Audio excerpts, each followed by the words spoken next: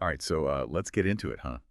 We're diving into Terrifier and the man behind the mask, Damien Leone. Yeah, you've given us a really fascinating interview here, so we can really take a deep dive into how he went from this scrappy, DIY filmmaker to like a horror icon. It's interesting, too, because, like, I think most people, when they think Terrifier, they think Art the Clown, Right. right? Like, it's one-to-one. But Art actually started out as kind of a side thing in Leone's early work. Yeah, he was almost like this background character, almost like he had his own life, just sort of waiting to be unleashed. Like Leone was working on his demo reel, trying different things, witches, demons, all that, and a clown just felt kind of expected, for a horror filmmaker. But Art, I don't know, he clicked with people. And I wonder if it's because, like, Pennywise was already kind of the reigning king of scary clowns at that point. So what did Leone do with Art to make him stand out? I think it was really deliberate, which is so cool. Like the black and white makeup, no crazy colors, and the silence. Art doesn't need to talk. He's just so unsettling just to look at. It's like Leone tapped into a much deeper kind of fear. And people, like, they dug it, right? They saw that early short film, Yeah. and they wanted more of this creepy clown. Totally. And that's when we see Leone's instincts as a storyteller really taking shape. Everyone's telling him Art is the standout, so he leans in. He makes another short, also called Terrifier, and this one is all Art all the time. It's like he found his muse. And this is where the whole DIY thing really comes into play, right? I mean, we hear about artists maxing out credit cards for their art, but for a $5,000 short film, that's another level. It really is. I mean, this is a story that anyone can connect with, especially if you've ever been told your dreams are too big or too expensive. Leone just proves you don't need a ton of money to make something impactful. Right. But even with a great concept and buzz from the short film, I imagine getting a feature film off the ground is a whole other story. Oh, for sure. And the rejections Leone got. Brutal. Imagine putting your heart and soul into something, a character, a whole world, and some executives like, nah, clowns don't sell. Ouch. Yeah, I can see that being a breaking point for a lot of creators. What kept Leone going? It's simple, really. He believed in art, and he had this drive, this independent spirit that wouldn't let him quit. After that first crowdfunding attempt, which we should definitely get into, he's still out there hustling, sending his film to anyone who'd watch it. And so he sends it to Phil Falcone, who would become his producing partner. Mm-hmm. And just like that, their paths collide. Exactly. And the rest, as they say, is horror history. Talk about a sliding doors moment. And, even with Phil in his corner, Leone doesn't change. He had this very specific, very audacious vision for Terrifier, almost operatic in its violence, and he stuck to his guns. Yeah, and you see all these influences coming together, You've got the classics like Maniac, Texas Chainsaw Massacre, but then there's also this Dario Argento's Suspiria vibe with that vibrant, surreal use of color. It's kind of all over the place, but it works. It's like he took what worked in all those Mhm. and just made it his own. And, of course, you can't talk about Terrifier without mentioning that scene. Oh, yeah, that scene. The one that shall not be named, but we all know what it is. It became legendary, basically the gold standard for practical effects and, kind of pushing the boundaries of what you can show on screen.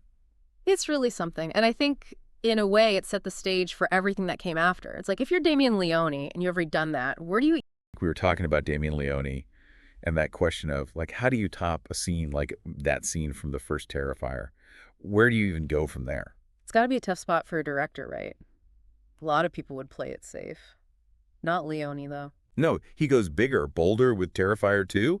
I mean, he's basically building a whole mythology around Art the Clown now, not just upping the gore factor. It's ambitious, for sure. And you have to talk about the crowdfunding for this one. 50 grand was the goal, and they ended up with, what, over 250,000? That's more than just funding. That's an audience saying, we are here for this. Absolutely. And you can tell it made a difference. I mean, Leone's still all about those practical effects, but suddenly he's got room to breathe. He even brings in Christian Tinsley for the makeup effects on this one. Right. Christian Tinsley. The guy Yeah. worked on Passion of the Christ, Westworld. We're talking legend status. So yeah, bigger budget, bigger names. Did any of that change Leone's style? That independent spirit? Not a bit. In fact, I think Terrifier 2 is where you see Leone coming into his own as a director. It's like he's got this balancing act going on, more resources, higher expectations, but that raw, visceral style is still there. It's just more refined, I guess. Yeah. More refined, but still totally out there. I mean, people were passing out in theaters watching this one. It became this whole event. Oh, yeah, the online debates about those kill scenes. could have fueled the internet for a year. And even Stephen King weighed in. That's how you know you've made it in horror. Totally. And, you know, Leone has said he's not necessarily out there to make people faint, but he knows what his audience wants. He does. And just when you think you know what to expect, he throws this curveball, a Christmas setting for Terrifier 3. Christmas. Seriously. Where did that even come from? This is the best part. It was just a random conversation. Leone and Phil Falcone, his producer, they're driving to set one day during the Terrifier 2 shoot, which, by the way, took forever to finish. And Phil just casually says, "Imagine Art the Clown on Christmas." And boom, inspiration strikes. Pretty much. Leone loves Christmas horror. I mean, who doesn't? And he saw this amazing opportunity. It's not just about the visual gags, which are amazing, but the whole thematic clash. It's Christmas. It's about joy, innocence, family. And Art the Clown is, well, Art the Clown. It's perfect because he's playing with those expectations, right? We know there's going to be gore, but now it's got tinsel and Christmas lights. Yeah. Genius. But yeah, Leone's too smart to just rely on a gimmick. He's called Terrifier 3 his darkest film yet, and the opening scenes he's described, yikes. Let's just say we're back in Texas Chainsaw territory in terms of pure dread. See, now you've got me terrified to ask, but I gotta know, how does he even come up with these kills? The guy must have a notebook full of nightmare fuel. Oh, he does. And Terrifier 3 doesn't disappoint. There's one in particular that's very Christmas-themed. I won't spoil it, but let's just say it involves a certain jolly old elf and leave it at that. You're killing me. But honestly, it's that dedication to the craft, that willingness to push things further than anyone else, that's what makes Terrifier stand out. But where does it go from here? There's a cliffhanger at the end of 3, so there's got to be more to the story, right? Oh, there's more, but Leone is in no hurry. He's confirmed Terrifier 4, but he's also said that he knows where the story ends. He's not going to just crank out sequels forever. Which, frankly, I appreciate. You can only take so much psychological trauma from one franchise. But Art the Clown is such a phenomenon.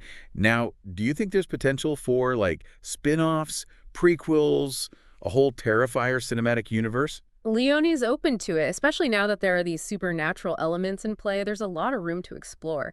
But right now, it seems like he wants to finish telling Art and Sienna's story. And tie up those loose ends. Exactly. Which honestly is kind of a relief because I don't know how much more of Art the Clown I can handle.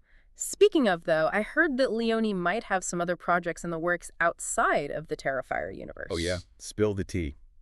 All right, so you were saying something about Damien Leone having other projects in the works, projects outside of the Terrifier universe. Yeah, well, rumor has it, and this is just a rumor, but apparently he had a meeting with Ghost House Pictures. Get out. Sam Raimi's company. The Evil Dead guys. The one and only. So, yeah, it sounds like Hollywood's knocking. Wow, that's huge.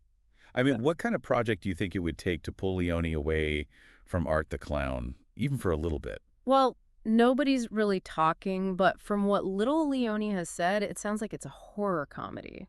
Something set in the 70s. He even compared it to a Quentin Tarantino film. Okay, color me intrigued. That's a killer combination right there. Right now. Although this whole thing got me thinking, do you think Leone would ever direct, like, a big studio horror film? Maybe even a reboot of a classic franchise. Well, he's definitely a fan of those. He's mentioned Friday the 13th, Nightmare on Elm Street. Yeah. I'd even hinted that he has ideas for them. Right. And those are some big shoes to fill. I mean, could you imagine Damien Leone directing Freddy Krueger? I know, that's almost too perfect, isn't it? But seriously, would he even want to? I mean, think about it. He's built his career on being independent, having that creative control. Studios aren't exactly known for letting directors do whatever they want. Very true.